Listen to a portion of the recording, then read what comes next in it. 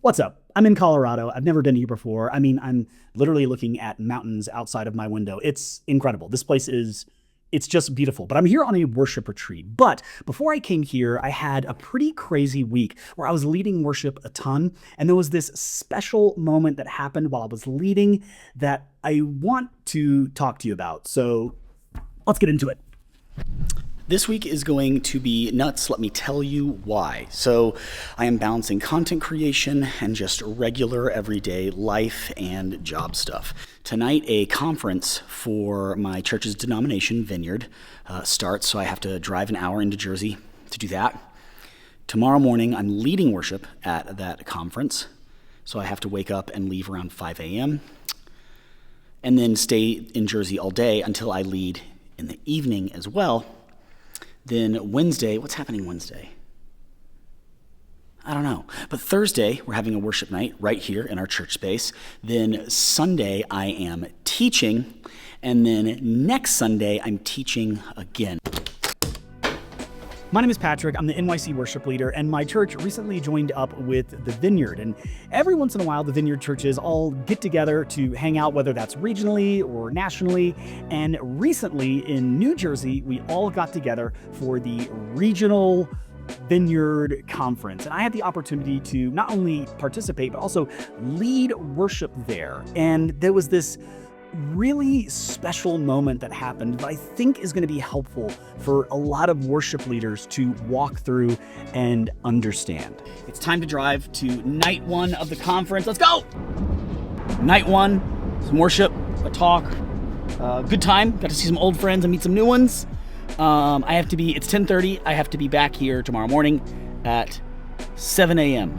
It's going to be a fun one. I am leading worship tomorrow morning, so I plan the set list with the other worship leader. In the evening, I'm just playing guitar, and 2 or 3 of the songs, standard tunes, done them in my church 1,000 times. 3 of the songs I've never sung before or led before. I've heard a couple of them, but then the third of the new songs to me, that one is fully in Spanish. So I'm in the car, listening to these songs, just trying to, get a feel for them. Tomorrow's gonna be interesting. I'm gonna head home. I gotta get some food. I've barely eaten anything all day. I know it's 10:30, but I'm hungry. Let's go. I'm gonna help you. And we'll continue tomorrow. I lead worship at my church all the time, even though we have so many great worship leaders. We have Sunday worship, of course. We have a midweek worship and prayer set. There's youth and special events. It's not uncommon for me to also go to other churches, other Vineyard churches, things like that, and lead worship or talk to the worship team or coach worship leaders, which, by the way, if you're interested in, check out the link in the description. But when going to these special events, obviously we want to spiritually prepare. We want to make sure we have, clean hands and pure hearts. We want to submit ourselves, consecrate ourselves before the Lord, before we lead others in worship. You don't have to be perfect to be a worship leader, but it is important to be spiritually prepared. But the other part of this is being just regular, practically prepared. All right. It is 6:06, and I'm in Jersey, because everything's legal in New Jersey, Hamilton. Everything is legal in New Jersey. I am early, so I'm going to get something to eat. Oh my gosh, there's a sign. 7-Eleven says treat yourself to freshly made sushi. No thanks, 7-Eleven. No thanks, but I will get nice coffee. Christian chicken, yeah! Is it hard to get me to wake up in the morning and come out to Jersey? Oh, not when this is here, baby! Oh, wow. I was like, I'm sure that's locked.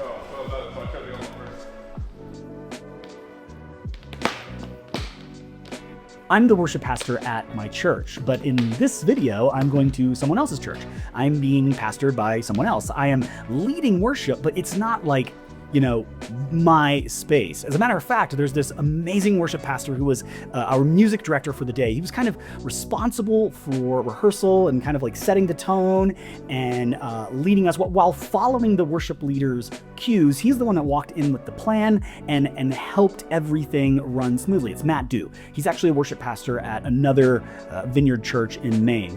Great guy. He's one of my favorite music directors and people to work with. And so when I showed up, immediately immediately, I'm very used to pastoring in my own setting, but when I walk in under someone else's authority, I want to take that really, really seriously. So early as on time, I make sure to not just bring, like my guitar and walk in and go, where's my cable? Where's this, where that? I brought, some of my own gear to help the process along. I tend to bring a wireless unit for my guitar. I bring my own iPad. I even bring an iPad stand that I really like that fits to the mic stand that allows my iPad to sit there, that I really, really like. I do bring my own guitar, a few extra cables, capos, picks, things like that, because I never just want to be the guy walking in in my own setting. I'm never the guy that walks in and says, where are all of my things? I'm making sure those things are there. And so I try to take it just as seriously when I go somewhere else. And Matt led an amazing rehearsal. So we just linger on that one for just a minute.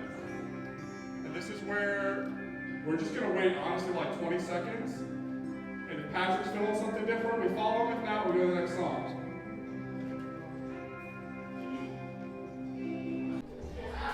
Rehearsal 1. How do you feel? Like I didn't get enough time, but that's how I always feel. I feel like you did great. Pretty great. By the way, pro tip, whenever I'm at another church, I always check out the systems that they're using. That could be gear, that could be, values that their team carries, that could be, how they set up this or that, or even how their lobby is structured. Because as a pastor at my church, I always want to be learning from other people. So I'm always asking questions. I'm always checking out how people have things set up because, man, I would never want to claim that I'm the smartest person in the room because A, I'm not, and B, I'm surrounded by so many people having done this for so many years that there's so much for me to learn that I would have never even thought of considering at my own home church. So I checked out the drum set, I checked out, the guitar stuff, I checked out just about everything. And it was, it was so fun and I learned a ton. Content. What's up, gay lucky? I want to know what that means. What does that mean?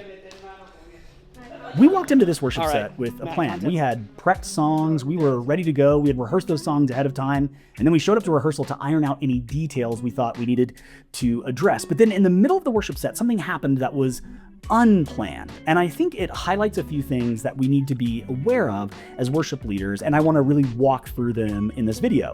So number one, you're going to see clear communication between a music director and his or her team, specifically the worship leader, me, leading the song.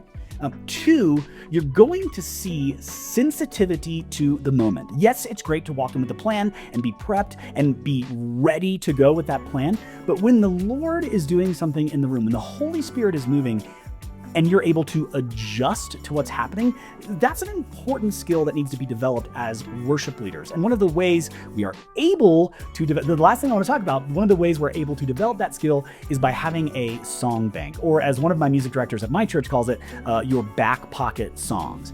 We actually pivoted in the middle of this set to a completely different song that I felt just needed to be sung in the room, and it opened up something just powerful. The Lord is moving.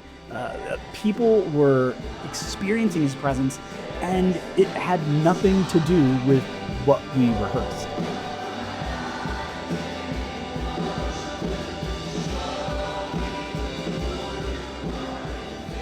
So what you're going to see in this moment is I just felt we should go into the chorus worthy of it all. And I turned to Matt, and the whole set, you can see that he is paying attention to the worship leaders and following their cues and listening to their voices. I said, let's sing Worthy of It All. And I think, he heard it, but some other people didn't. And I turned around and I put up a 1 to let him know that instead of going to the 4 chord for the Build My Life chorus, holy, there is no one like you, I wanted to go to the 1 chord. You are worthy of it, worthy of it all, 1 chord right here. So I turned and I said, let's sing Worthy of It All. And it's kind of a gamble. I knew that I was playing with a great team, kind of a gamble to turn and be like, hey, let's go to this chorus we didn't practice. But I knew that they would know it because once again, we have that back pocket of songs, that song bank in us, songs that we played 1,000 times that we just know that we can pivot to at any time. So I turned and I did this, and most of the band went to that 4 chord. But then once they realized what was happening, they just moved right into the chorus of Worthy of It All. You'll also notice that on the screen, even the person running the lyrics pivoted to the chorus of Worthy of It All and put it up on the screen. You can see it right there in our confidence monitor.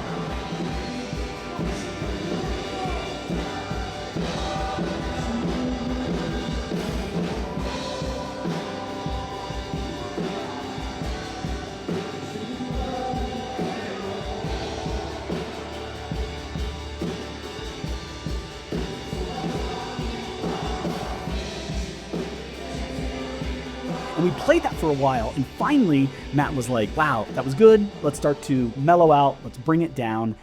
And then as he did, and I was like, all right, set's over. We're moving on to the next song. You can see that we both pulled out our ears at the same time, Matt especially. And right away, you can't hear him because his music director mic only goes to our in-ears. It doesn't go to the house. Right when he pulled his ears out, he leaned in to the mic and said, the people are still worshiping. Let's continue to lead, because people were like raising up songs and prayers to God and shouting and praising him for who he is. So we didn't go, what do we do? We knew what to do. We're seasoned worship leaders who know how to navigate those moments. So we kind of led a little spontaneously for a while and then went back into that worthy of it all chorus.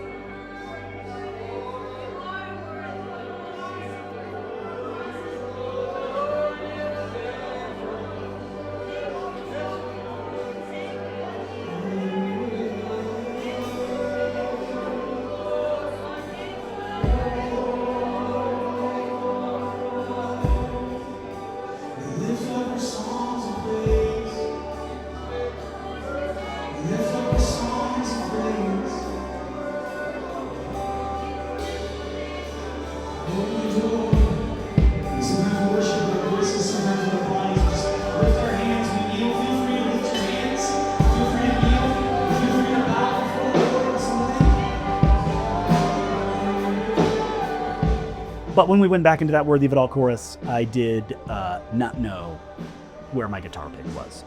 So that was challenging. But I found it.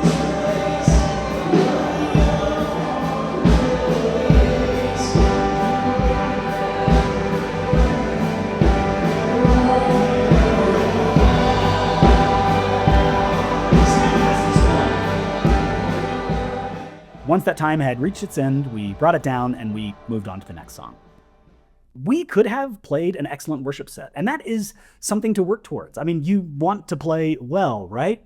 But there's something that worship leaders should also continually develop. It's the ability to know what's happening in the room and move through that. And it's so beautiful that in this video, it wasn't just me. It wasn't just Matt. It wasn't just Alicia on the keys, who was also leading that day. It was the whole team listening, looking, watching, seeing what the Lord was doing, listening to their worship leader, listening to the music director, and responding in kind.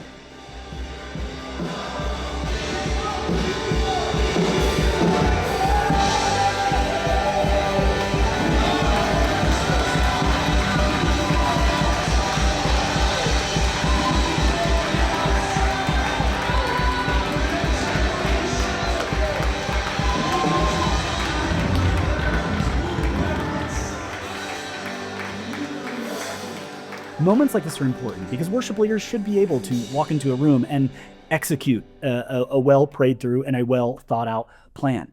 But worship leaders should also be able to listen for the Lord, wait for the Lord, and even see what the Lord is doing in the room and respond in kind instead of just going, it's not in my plan. We should be able to follow what the Lord is doing. After all, we want Him to take the room. And if that's something you need help with, listen, check out the links in the description. And as a matter of fact, watch this video. I would love to help you in your worship leading journey. Have a great one.